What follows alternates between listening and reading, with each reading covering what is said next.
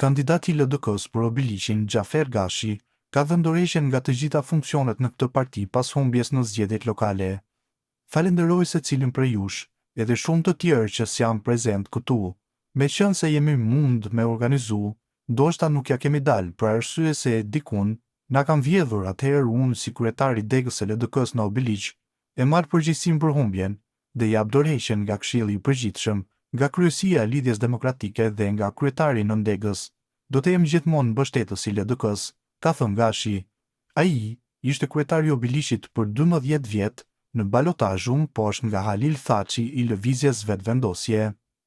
Falenderoj të gjithë qytetarët që e shfrytzuan të drejtën për të zgjedhur në mënyrë demokratike kryetarët e komunave në 18 sosh në këtë raund të dytë apo në balotazh.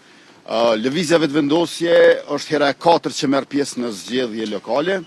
Herën e parë në vitin 2013 kemi fituar një komunë, herën e dytë në vitin 2017 kemi fituar 3 komuna, herën e tretë në vitin 2021 kemi fituar 4 komuna, dhe në bazë të dhënave që i kemi marrur nga komisionerët tonë, kësaj radhe kemi fituar në 7 komuna.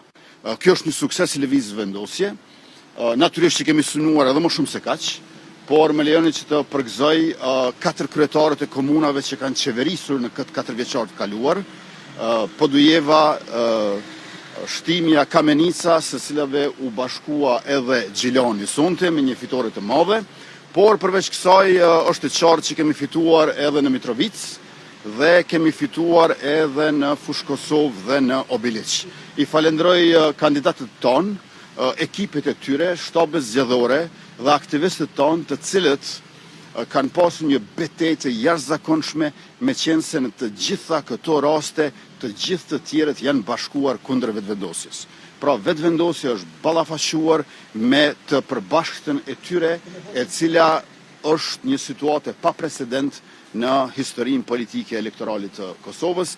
Andaj ky është një sukses i vetëvendosjes dhe i qytetarëve. Ne i përpresim rezultatet ende nga komunat e tjera. Me siguri që do t'ju drejtohemi sërish kur t'i marrim ato, mirë po tashmë duhet të shkoj me nxitim në tubimin festiv, së pari në Fushë Kosovë, pastaj në Kastriot e mandej natyrisht në Mitrovic. Faleminderit shumë.